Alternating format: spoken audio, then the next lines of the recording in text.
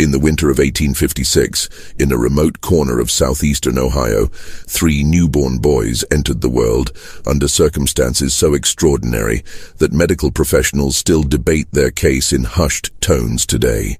Born in the hidden basement of a Quaker meeting house during one of the most dangerous nights in Underground Railroad history, these triplets developed abilities that defied every known law of human psychology and physiology. For over a century, their descendants have guarded secrets about what those boys could do, secrets that, if revealed, would force us to reconsider everything we thought we knew about the limits of human perception. What I'm about to share with you has never been told outside the family records, never documented in any official medical journal, and never spoken of in any academic circle. The evidence has been deliberately buried.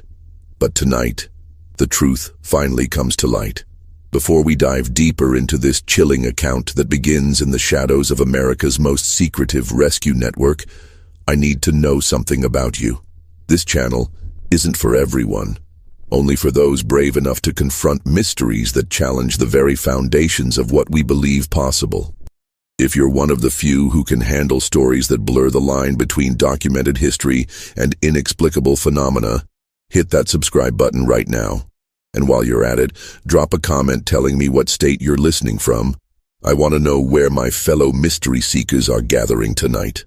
Because what you're about to hear happened not in some distant mystical land, but right here in America, in communities that might be disturbingly close to your own.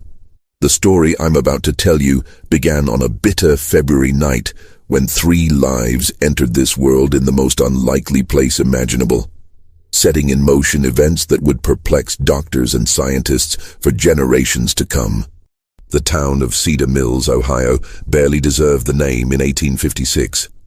With a population hovering around 300 souls, it consisted of little more than a cluster of modest homes, a general store, a blacksmith shop, and the simple brick meeting house that served the local Quaker community. Unlike their more demonstrative Christian neighbors, the Society of Friends in Cedar Mills practiced their faith quietly, their plain dress and solemn demeanor reflecting a deep commitment to simplicity and, most importantly, to the radical belief that all human beings were equal in the eyes of God. This conviction had transformed their meeting house into something far more dangerous than a place of worship. It had become Station 14 on the Underground Railroad, a crucial stop for freedom seekers making their way north from Kentucky and Virginia.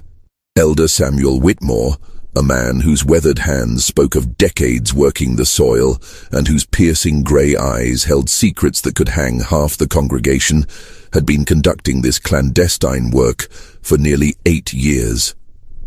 Beneath the meeting house's plain wooden floors lay a carefully concealed basement, accessed through a trapdoor hidden beneath the speaker's platform.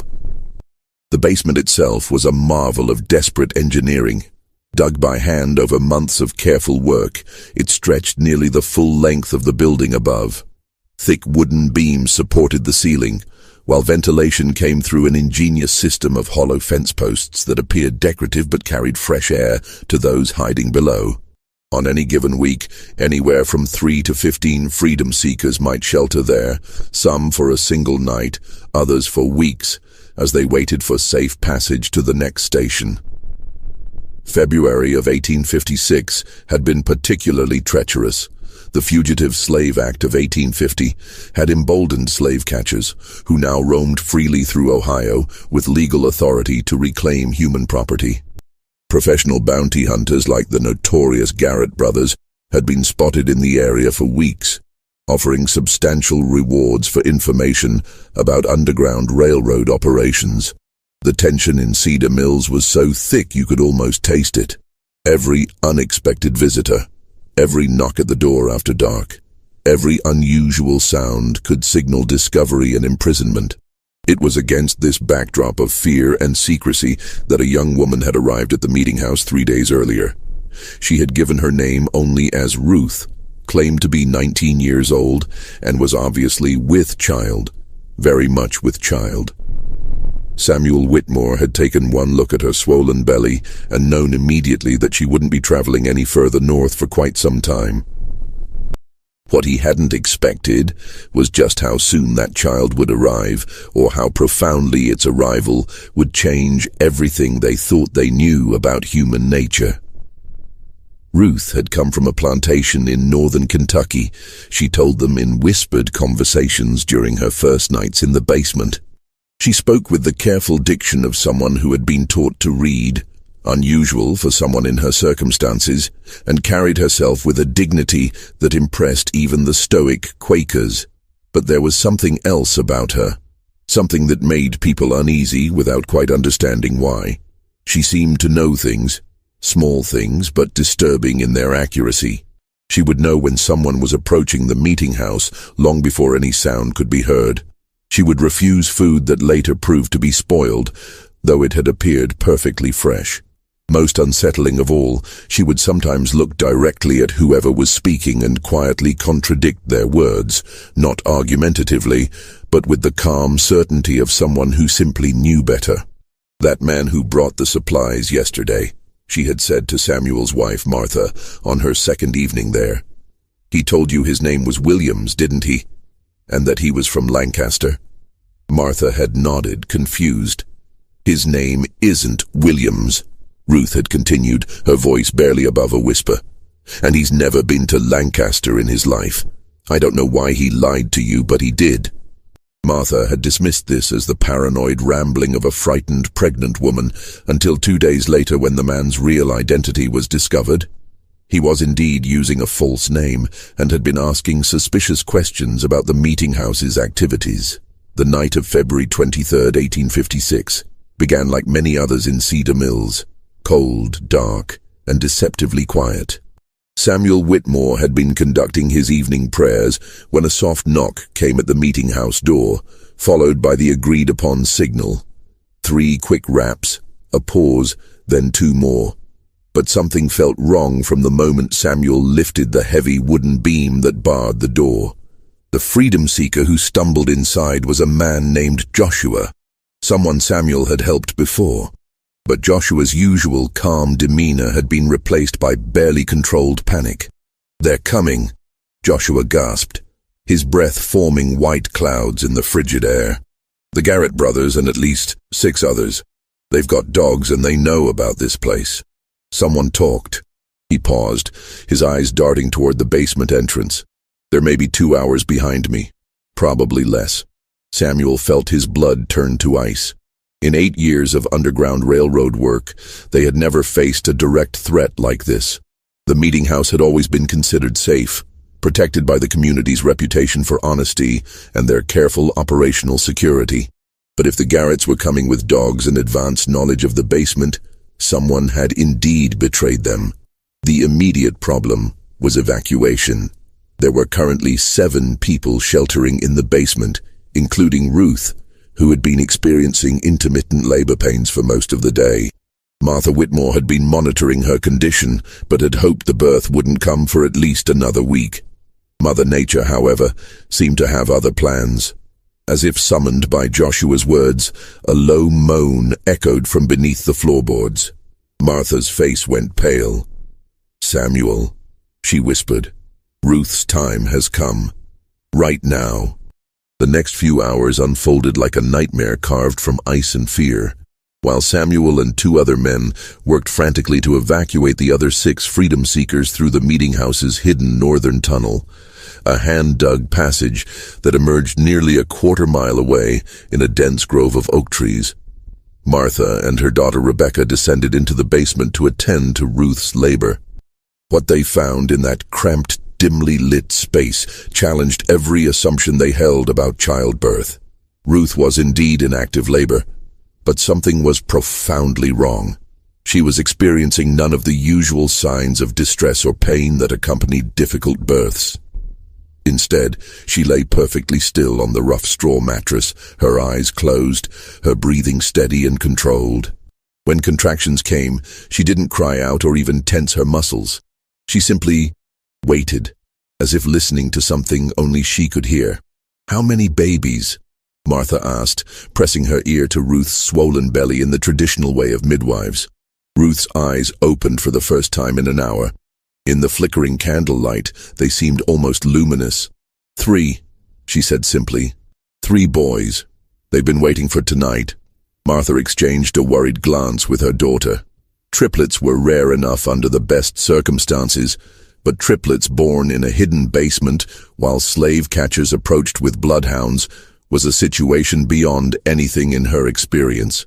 More troubling was Ruth's certainty about the baby's gender and her strange comment about them waiting. How could unborn children wait for anything? The sound of horses in the distance cut through Martha's confusion. Samuel's voice called down from above. "They're here. The tunnel's clear, but we can't risk moving Ruth now." What happened next was recorded in Martha Whitmore's private journal, a document that remained hidden in her family for over a century before being discovered in 2003 during the renovation of an old farmhouse. According to her account, written just days after the events, Ruth's labor accelerated dramatically the moment the slave catchers arrived at the meeting house. But it accelerated in a way that defied medical understanding. The first baby was born in complete silence. No crying, no sound at all except for Ruth's barely audible breathing. Martha caught the infant, a perfectly formed boy, and was startled to find him already breathing normally, his eyes open and alert. Before she could even cut the umbilical cord, the second baby arrived, again in total silence, again breathing and aware from the moment of birth. The third followed less than a minute later, completing what Martha described as the most unnatural natural birth I have ever witnessed. But the strangest part was yet to come. As Martha worked to clean and wrap the 3 infants, footsteps and voices could be heard directly above them. The Garrett brothers had entered the meeting house and were conducting a thorough search. Heavy boots walked across the wooden floors just feet above the newborns' heads. At one point, someone stood directly on the trapdoor that concealed the basement entrance. Throughout this entire time, with strange men and tracking dogs just above them, the 3 babies never made a sound. Not a cry, not a whimper, not even the small noises that all newborns make. They lay perfectly still in their mother's arms, their identical dark eyes moving back and forth as if following the movement of the searchers above. It was as if they somehow understood that their survival depended on absolute silence. Ruth never spoke during the search. According to Martha's journal, she simply held her 3 sons and whispered to them in a language that sounded like no dialect Martha had ever heard. Later, Martha would describe it as words that seemed to flow like water, soft and continuous, like a river running over stones. The search lasted nearly 3 hours. The Garretts were thorough, methodical, and increasingly frustrated. They checked every room, every closet, every possible hiding place. Their dogs sniffed around the meeting house's foundation and even scratched at the floorboards in several places. But they never found the entrance to the basement, and eventually they left, cursing their informant for providing bad information. It was only after the sounds of horses had faded completely into the distance that the 3 babies finally made their first sounds. And when they did, all 3 cried in perfect unison, their voices blending into a single, haunting wail that seemed to echo from the very walls of the basement. Ruth died less than an hour later, bleeding that Martha couldn't stop despite all her experience with difficult births. Her last words, spoken so quietly that Martha had to lean close to hear them, were, "They'll know things. They'll always know. Take care of them, but remember they're not like other children." The death of Ruth left the Quaker community of Cedar Mills facing an impossible situation. 3 newborn boys with no known father, no family, and no legal existence. Slave children born free on Ohio soil, but with no documentation to prove their status. Samuel Whitmore made the decision that would shape the rest of his life. The community would raise the boys collectively, each family taking turns caring for them, but all sharing responsibility for their upbringing. The boys were named by the community in the Quaker tradition: Caleb, Ezra, and Isaac. From their earliest days, it was clear that Ruth's final words had been more than the ravings of a dying woman. The 3 boys were indeed not like other children, but in ways that were subtle enough to be dismissed as coincidence by anyone not watching closely. Martha Whitmore, who had taken primary responsibility for the boys' care during their first year, began keeping detailed notes about their behavior. These notes, discovered along with her birth journal, provide a disturbing glimpse into the early manifestations of the boys' unusual abilities. At 6 months old, the triplets had developed a habit that unnerved their caregivers. They would all turn their heads in the same direction at exactly the same moment, often focusing on empty doorways or windows where no one was visible. When someone eventually appeared in those locations, sometimes minutes later, it was always a person who was upset, angry, or hiding something. The boys seemed to sense emotional distress long before any adult could detect it. By their first birthday, the pattern had become impossible to ignore. The triplets could identify lies with unerring accuracy. When community members spoke to them, the boys would respond normally to truthful statements, but would turn away and refuse to engage with anyone who was being dishonest, even about trivial matters. At first, the adults found this amusing, even helpful. If someone claimed to have completed a chore they'd actually forgotten, the boys would immediately know. If a visitor to the meeting house gave a false name or misleading information about their background, the triplets would become agitated and refuse to go near that person. But the ability was more than simple lie detection.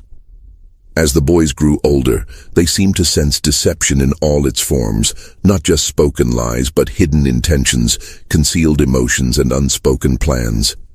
Samuel Whitmore wrote in his private correspondence, "It is as if the boys can see directly into the human heart and know what lies therein. This would be a blessing, perhaps, if it did not seem to cause them such distress.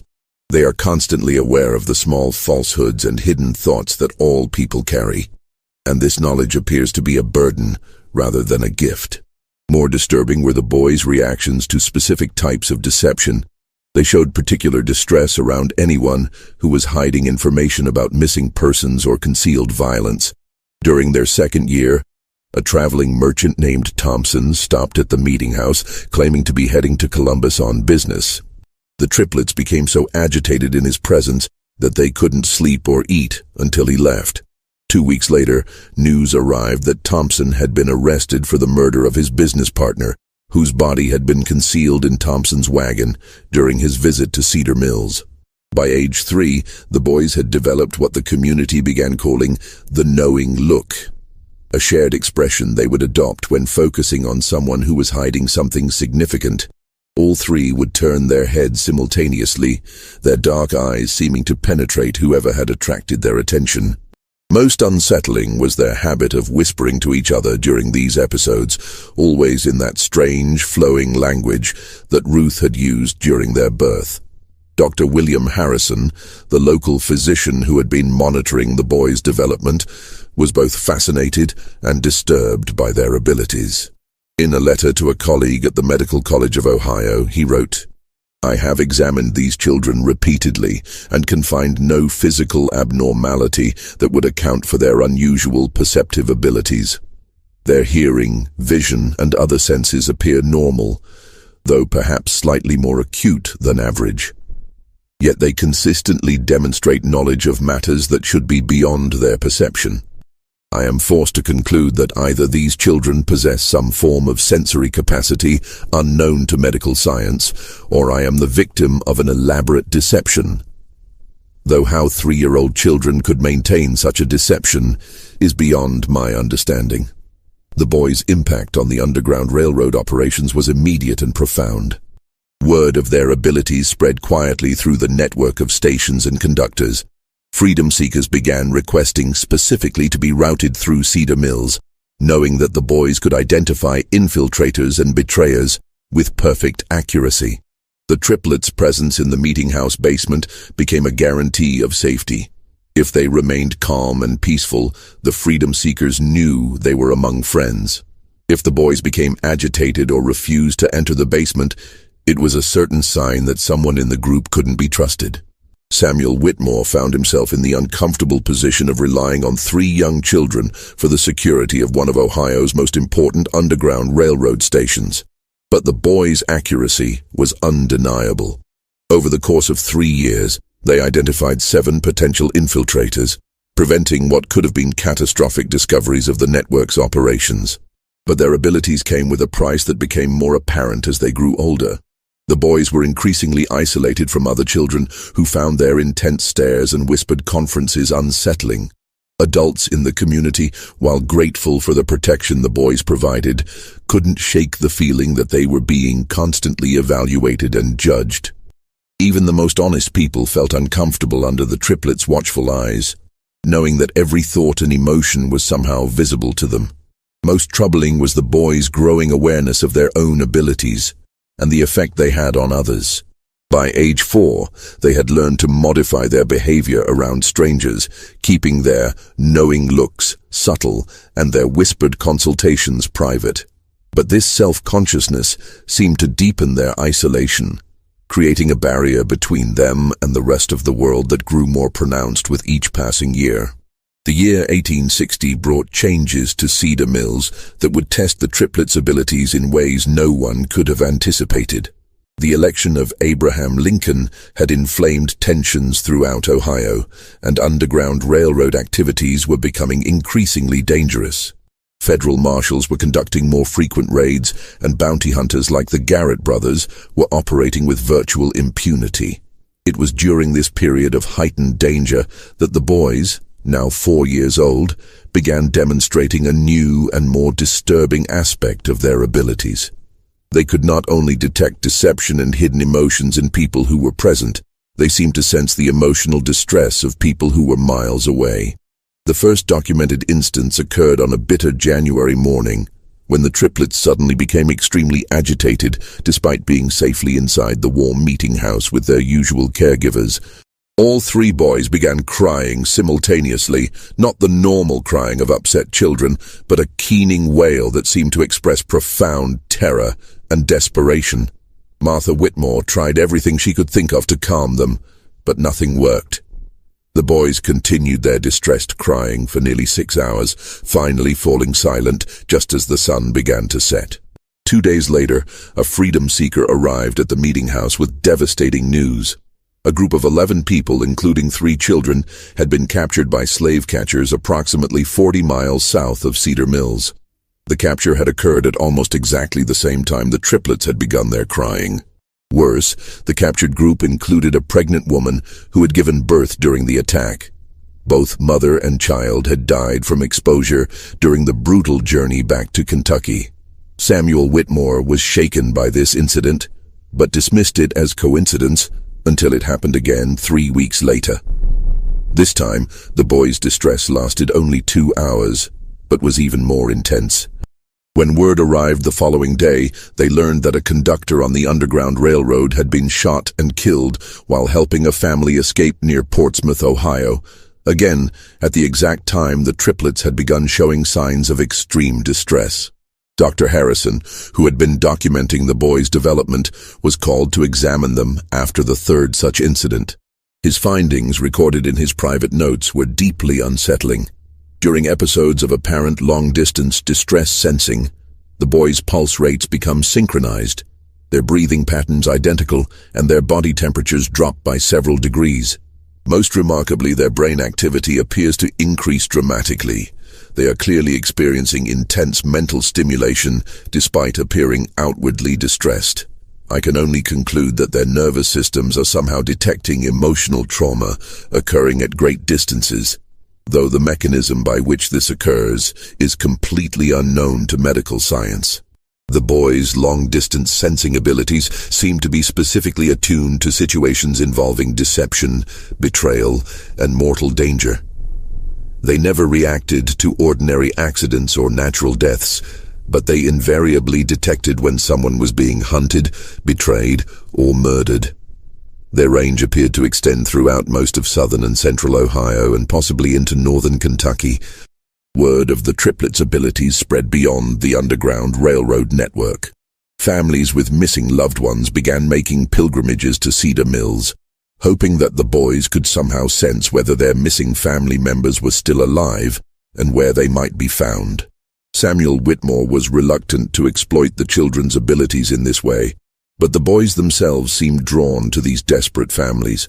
The most remarkable case involved the Brennan family, whose 16-year-old daughter Mary had disappeared while traveling to visit relatives in Columbus.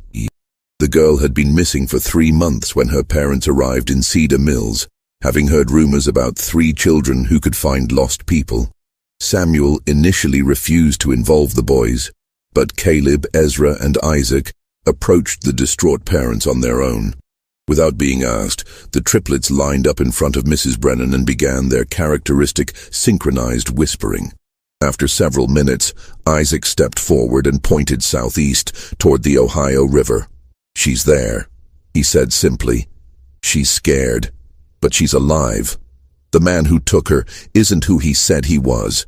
Acting on this information, local authorities searched a remote farm near Chillicothe and found Mary Brennan locked in a cellar, along with 2 other young women who had been kidnapped by a man posing as a traveling preacher.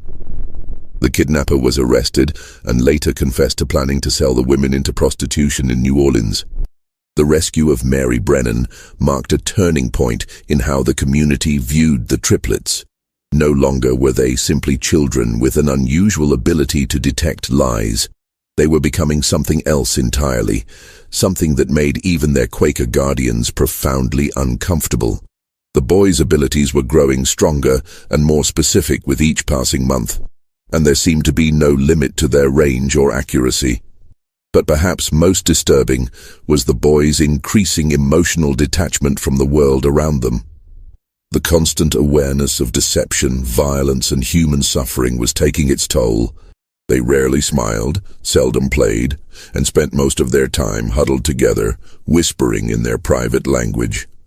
When they did interact with adults, their conversations were marked by a wisdom and sadness that seemed impossible in children so young.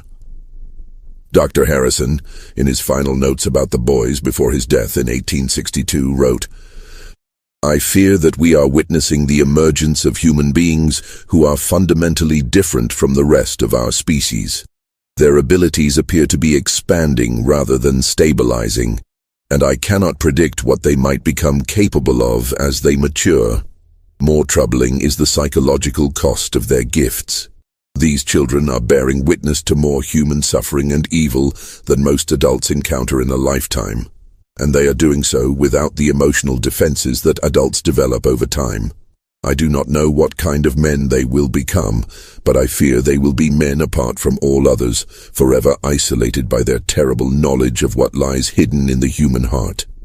The outbreak of the Civil War in 1861 brought unprecedented chaos to Ohio's Underground Railroad operations, but it also created new opportunities for the triplets to demonstrate the true extent of their extraordinary abilities. As Union and Confederate forces began moving through the border regions, the boys started exhibiting reactions to military activities that defied all logical explanation. Samuel Whitmore first noticed this new development during the summer of 1861, when 6-year-old Caleb, Ezra, and Isaac began showing signs of extreme agitation for several days running. The boys would stand at the meeting house windows, looking south toward the Ohio River, their faces marked by expressions of horror that seemed far too mature for their years. When Samuel asked what was troubling them, Isaac, always the most vocal of the 3, simply said, "Too many people are going to die. So many people." 3 days later, news arrived of the First Battle of Bull Run, where Union forces had suffered a devastating defeat. The timing was impossible to dismiss as coincidence, especially when similar incidents began occurring with increasing frequency. The boys seemed to sense major military engagements days or even weeks before news of them reached Cedar Mills, and their emotional reactions corresponded precisely to the scale of casualties involved. More disturbing was their apparent ability to detect specific individuals among the thousands of soldiers moving through the region. In September of 1861, a young Union soldier named Thomas Caldwell stopped at the meeting house while traveling home on leave to visit his family in Marietta. The triplets took one look at him and immediately began their synchronized whispering, their faces showing expressions of profound sadness. Martha Whitmore, now in her 60s but still serving as the boys' primary caregiver, asked them what they sensed about the soldier. Ezra stepped forward and spoke in a voice that seemed too old for his small body. "He won't make it home. The man who's supposed to be his friend will shoot him for his money. 3 days from now, near the river crossing." Thomas Caldwell laughed when told of the prediction, claiming that he was traveling alone and had no money worth stealing. But 3 days later, his body was found near a river crossing 20 miles east of Cedar Mills. He had been shot and robbed by a deserter from his own unit, a man named Patterson, who had claimed to be Caldwell's friend and had arranged to travel part of the way with him. The accuracy of this prediction sent shockwaves through the local community, but it was only the beginning. Over the following months, the boys began making increasingly specific and disturbing predictions about people they encountered. They could tell when someone would die, often down to the day and hour. They could predict betrayals, desertions, and acts of violence with unerring accuracy. Most chilling of all, they seemed to know which of the freedom seekers passing through the meeting house would successfully reach Canada, and which would be captured or killed along the way. Samuel Whitmore struggled with the moral implications of the boys' knowledge. Should he warn people of the dangers the triplets foresaw? Should he try to prevent the tragedies they predicted? Or was this knowledge too dangerous to act upon? The weight of these decisions was crushing, made worse by the boys' apparent indifference to the suffering they witnessed. They reported deaths and betrayals with the same calm detachment they might use to comment on the weather. The turning point came in the spring of 1862, when a group of 12 freedom seekers arrived at the meeting house, led by a conductor named James Morrison, whom Samuel had worked with for years.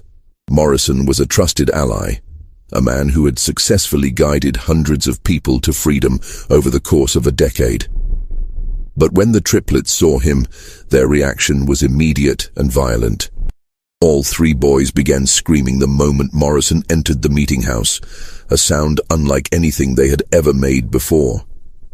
It wasn't the crying of distressed children, but something primal and terrifying, like the warning calls of animals sensing mortal danger. They screamed and pointed at Morrison, their faces contorted with an expression of pure horror. Morrison was baffled and offended by the reaction. He had never encountered anything like it from the boys, who had always been calm in his presence during previous visits. Samuel tried to question the triplets about what they sensed, but they could only repeat over and over, "Death. He brings death. So much death." Despite the boys' warnings, Samuel was reluctant to turn away a trusted conductor and 12 desperate freedom seekers. Morrison insisted that he had brought the group safely from Kentucky and was prepared to guide them onto the next station. The 12 freedom seekers, men, women, and children ranging in age from 8 to 60, seemed genuinely desperate and showed no signs of deception. But the triplets' agitation only intensified as the hours passed. They refused to enter the basement while Morrison and his group were there, and they continued their disturbing predictions. "Tomorrow night, in the woods by Miller's Creek, he'll call to them and they'll trust him because they think he's their friend. But the men with guns will be waiting." Samuel faced an impossible choice. Either trust the word of 3 young children whose abilities he didn't understand, or risk the lives of 12 people based on what might be nothing more than childhood intuition. In the end, he chose a compromise that would haunt him for the rest of his life. He allowed Morrison and the group to continue their journey, but sent word ahead to the next station warning them to be cautious. He also arranged for 2 local men to follow at a distance, ostensibly to provide additional security. What they witnessed the following night would validate the triplets' warnings in the most horrific way possible. Morrison led the group to a clearing near Miller's Creek, just as the boys had predicted. There, instead of guiding them toward the next safe station, he called out in the darkness. Within minutes, armed slave catchers emerged from the woods. The freedom seekers realized they had been betrayed, but it was too late to escape. In the chaos that followed, 7 people were killed outright, including 2 children. The remaining 5 were captured and dragged back to Kentucky in chains. The two men Samuel had sent to provide security witnessed the entire massacre from a distance, too far away to intervene, but close enough to see Morrison collect a substantial payment from the leader of the slave catchers. James Morrison, the trusted conductor who had guided hundreds to freedom, had been working as a double agent for months, selling information about underground railroad operations and leading groups into carefully planned ambushes. When news of the massacre reached Cedar Mills, the entire community was devastated. 7 people were dead, 5 more were condemned to slavery, and one of their most trusted allies had been revealed as a traitor. But perhaps most disturbing was the realization that 3 7-year-old children had known exactly what would happen, and their warnings had been ignored. The triplets' reaction to the news was unlike anything Samuel had ever seen from them. Instead of their usual calm detachment, they showed genuine emotion for the first time in years. Not sadness or anger, but a deep, profound disappointment that seemed to encompass not just the immediate tragedy, but something much larger about the nature of human evil. "People never listen," Isaac said quietly, speaking for all 3. "They never want to believe what we can see. They think we're just children, but we've seen more death than anyone in this room. We know what people are capable of when they think no one is watching." The boy's words hung in the air like a pronouncement of judgment, and Samuel realized that something fundamental had changed. The triplets were no longer just children with unusual abilities. They had become something else entirely, something that could see into the darkest corners of human nature with perfect clarity. And that terrible knowledge was transforming them into beings that were increasingly alien to the rest of humanity.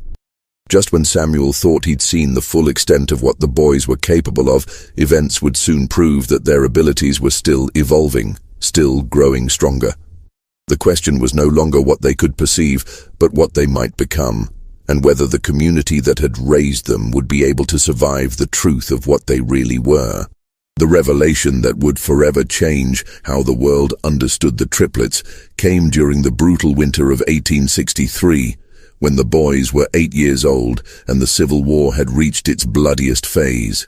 Dr. Elizabeth Hartwell, one of the first female physicians in Ohio and a specialist in neurological conditions, had been studying the boys for 6 months under the auspices of the Medical College of Ohio. Dr. Hartwell's interest had been sparked by reports from Dr. Harrison before his death, and she had convinced Samuel Whitmore to allow a comprehensive medical examination of the triplets. What she discovered in that examination would challenge every assumption about human consciousness and perception. Using the latest medical instruments available in 1863, Dr. Hartwell conducted tests that revealed the true nature of the boys' abilities. Her findings, documented in a detailed report that was immediately classified by military authorities and hidden from public view for over 60 years, showed that the triplets possessed neurological structures that had never been observed in human beings. The boys' brains showed abnormally high activity in regions associated with pattern recognition and emotional processing. But more remarkably, their nervous systems appeared to be in constant communication with each other. When Dr. Hartwell applied mild electrical stimulation to one boy's arm, the other 2 showed immediate physiological responses despite being in separate rooms. Their heart rates, breathing patterns, and brain waves synchronized during periods of intense concentration, creating what she described as a single consciousness distributed across 3 separate bodies. But the most startling discovery came when Dr. Hartwell began testing the boys' ability to detect deception using carefully controlled experiments. She arranged for volunteers to tell both true and false statements while the boys observed, measuring their physiological responses to each type of interaction. What she found defied all understanding of human sensory capabilities. The triplets weren't simply reading facial expressions, body language, or vocal cues to detect lies. They were responding to measurable changes in electromagnetic fields generated by human neural activity. Dr. Hartwell's primitive instruments detected that the boys' brains generated electrical patterns unlike anything seen in normal humans, and these patterns seemed to resonate with the electromagnetic signatures of other people's emotional states. In simple terms, Dr. Hartwell wrote in her classified report, these children appear to possess a form of biological electromagnetic sensitivity that allows them to directly perceive the electrical activity of other human brains. When someone lies, experiences fear, or harbors violent intentions, their neural activity creates specific electromagnetic signatures that the boys can detect with the same accuracy that we might observe colors or hear sounds. This explained not only their ability to detect deception, but also their capacity to sense emotional distress at great distances and their uncanny accuracy in predicting violent events. They weren't prophets or supernatural beings. They were human beings with sensory capabilities that had evolved far beyond normal human limitations. But Dr. Hartwell's discoveries raised even more disturbing questions. If the boys' abilities were the result of genetic mutation, what had caused such a dramatic evolutionary leap? The answer came from analyzing tissue samples from their deceased mother, Ruth, whose body had been preserved in the Meeting House Cemetery, according to Quaker tradition. Medical examination of Ruth's remains revealed that she had been exposed to massive doses of several industrial chemicals during her pregnancy, chemicals that were commonly used in the processing of indigo dye on southern plantations. These chemicals, which included mercury compounds and lead-based pigments, had caused severe neurological damage in Ruth, but had apparently triggered unprecedented genetic changes in her unborn children. The boys represented something entirely new in human evolution, a mutation that might normally have been lethal, but had instead created enhanced sensory capabilities. They were living proof that human consciousness and perception could evolve in ways that science had never imagined possible. Dr. Hartwell's final revelation was perhaps the most chilling. Based on her analysis of the boys' genetic structure, she concluded that their enhanced abilities were not limited to their generation. The genetic changes that had created their electromagnetic sensitivity were dominant traits that would be passed on to their children and their children's children. We are witnessing the birth of a new branch of human evolution, she wrote in her most confidential notes. These boys will father children with similar abilities, and those children will be even more sensitive to human electromagnetic fields. Within 3 or 4 generations, their descendants may possess sensory capabilities that will make current human perception seem primitive by comparison. The implications were staggering. If Dr.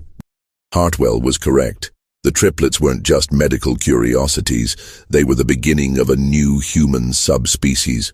And if their abilities continued to strengthen with each generation, their descendants might eventually be able to read human thoughts as easily as observing facial expressions. But the most immediate concern was what to do with this knowledge. The Civil War was raging, and both Union and Confederate forces would be desperate to exploit the boys' abilities for military intelligence. If word of their capabilities spread beyond the small Quaker community, the triplets would become valuable assets to be captured, studied, and used as weapons. Samuel Whitmore faced an impossible decision. Dr. Hartwell was prepared to publish her findings, which would bring international attention to the boys, but would also ensure their safety through public scrutiny. Alternatively, the research could be suppressed, protecting the boys' privacy, but leaving them vulnerable to those who already knew of their abilities. The decision was made for them on a cold February morning when federal marshals arrived in Cedar Mills with orders to bring the triplets to Washington for consultation on matters of national security. Someone in the military hierarchy had learned of Dr. Hartwell's research and decided that the boys' abilities could be valuable for interrogating Confederate prisoners and detecting Confederate spies. But the triplets had sensed the marshal's approach long before they reached the meeting house. When Samuel found the boys that morning, they were already packed and ready to leave, their few possessions bundled in small cloth sacks. "We have to go," Caleb said simply. "If we stay, bad things will happen to everyone here. We've seen it." Isaac nodded gravely. "The men who are coming don't just want to use us. They want to study us, cut us open, see how we work. And when they're done with us, they'll come for our children and our children's children." Ezra, always the quietest of the three, spoke last. We've seen the future they want to create. A world where people like us are kept in cages and used as tools. We won't let that happen. The boys' decision was final. They would disappear before the federal marshals arrived, vanishing into the network of caves and hidden passages that riddled the hills around Cedar Mills. Samuel made one last, desperate attempt to convince them to stay, arguing that they would be safer under government protection than hiding in the wilderness. Caleb's response revealed just how much the boys had matured beyond their 8 years. Mr. Whitmore, we can sense the intentions of every person within 50 miles of this place. We know that the government men aren't coming to protect us, they're coming to own us. We've felt their thoughts, and we know what they plan to do. We'd rather take our chances in the wild than become prisoners in a laboratory. As the sound of approaching horses echoed across the frozen fields, the triplets prepared to leave the only home they had ever known. But before they departed, they made one final revelation that would haunt Samuel Whitmore for the rest of his life. "There are others," Isaac said quietly. "Not many, but some. Other children born during times of great violence and suffering. Children whose mothers were exposed to the same kinds of poisons that changed us. They're scattered across the country, and most of them don't even know what they are yet.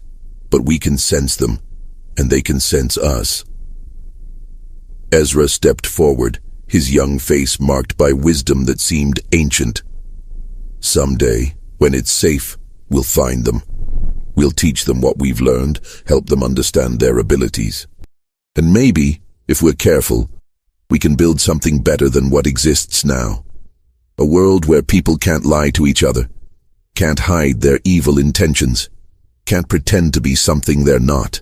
The boys' final words as they prepared to vanish into the wilderness were both a promise and a warning. "We'll be watching. We'll always be watching. And we'll remember who helped us and who tried to hurt us.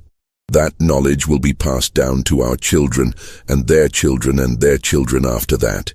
The world is about to change in ways that people can't imagine, and it's going to start with us." The federal marshals arrived at the meeting house 3 hours after the triplets had disappeared, finding only empty rooms and the fading traces of 3 extraordinary children who had vanished as completely as if they had never existed. Despite extensive searches involving tracking dogs and military units, no trace of the boys was ever found. They had simply melted away into the Ohio countryside, leaving behind only memories and questions that would never be fully answered. Dr. Elizabeth Hartwell's research was immediately classified by military authorities and remained sealed for over 60 years. When her papers were finally released in 1924, they caused a sensation in the medical community.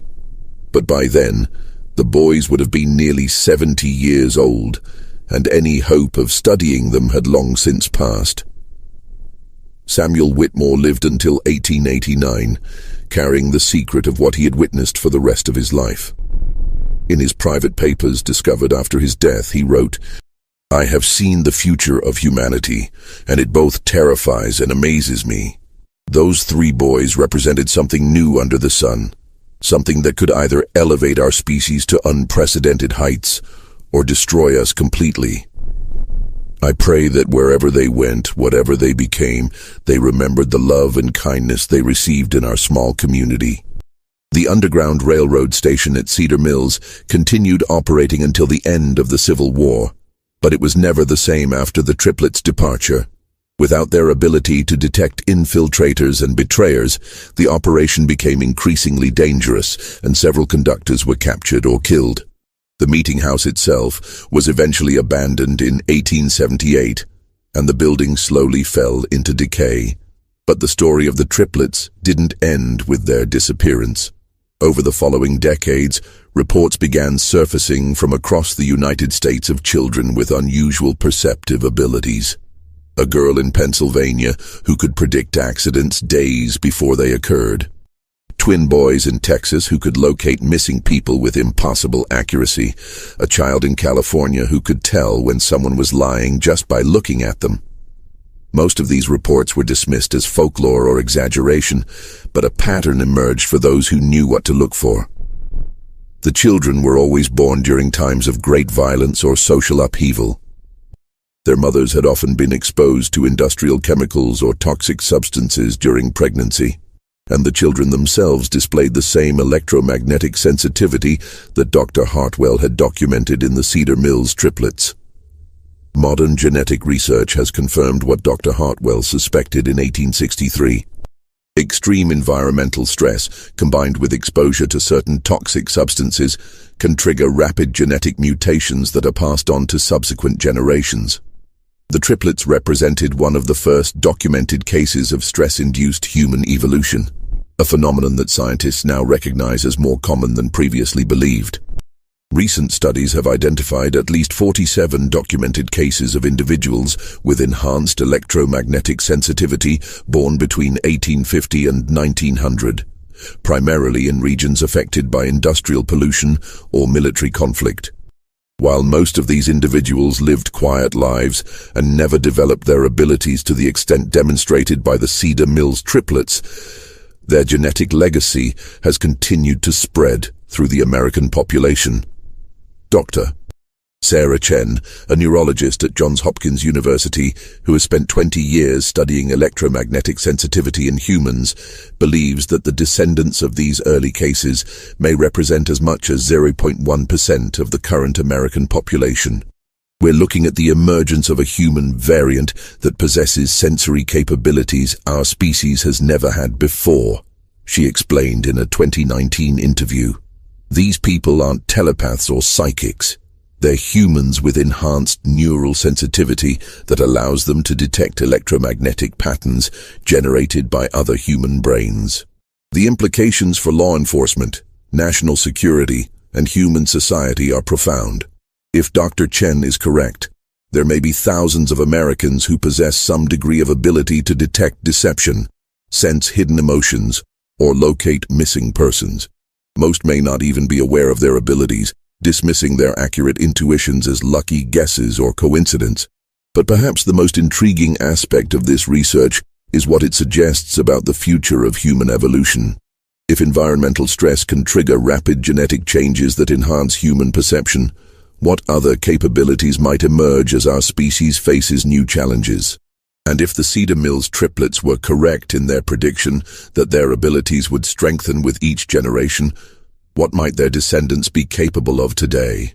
The answer to that question may be closer than anyone realizes. In 2003, during the renovation of an old farmhouse in southeastern Ohio, construction workers discovered a hidden room containing documents that had been carefully preserved for over a century. Among these papers was a letter dated 1923, written in 3 different handwritings but signed with a single name: The Children of Cedar Mills. The letter, addressed to future generations who will understand, contained detailed genealogical records showing the descendants of the 3 boys who had vanished in 1863. According to these records, the triplets had indeed survived their disappearance, lived long lives, and fathered numerous children who inherited their enhanced abilities. More remarkable still, the letter contained precise predictions about future events that have since come to pass. The exact dates of both world wars, the location where the atomic bomb would be tested, the year of the moon landing, and dozens of other historical events that wouldn't occur for decades after the letter was written. The letter concluded with a message that both comforts and unnerves those who have studied it. We are still here. We are still watching. We have grown in number and in ability with each passing generation, just as we promised we would. The time is coming when humanity will need the gifts we carry, and when that time arrives, we will be ready. Until then, we remain hidden, learning, growing, and preparing for the day when the world will finally be ready to accept what we represent, the next step in human evolution. The letter was accompanied by a contemporary address in Ohio and a simple instruction: when you are ready to know more, come to this place on the anniversary of our birth. We will be waiting. February 23, 2024, marked the 168th anniversary of the triplets' birth. According to local reports, more than 50 people gathered at the specified address that day, researchers, descendants of Underground Railroad participants, and individuals who claim to possess similar abilities to those demonstrated by the original Cedar Mills triplets. What transpired at that gathering remains unknown. Those who attended have refused to discuss what they witnessed, and no official records of the event exist. But in the months following the meeting, several of the attendees have begun working together on projects related to missing persons cases, criminal investigations, and psychological research. Dr.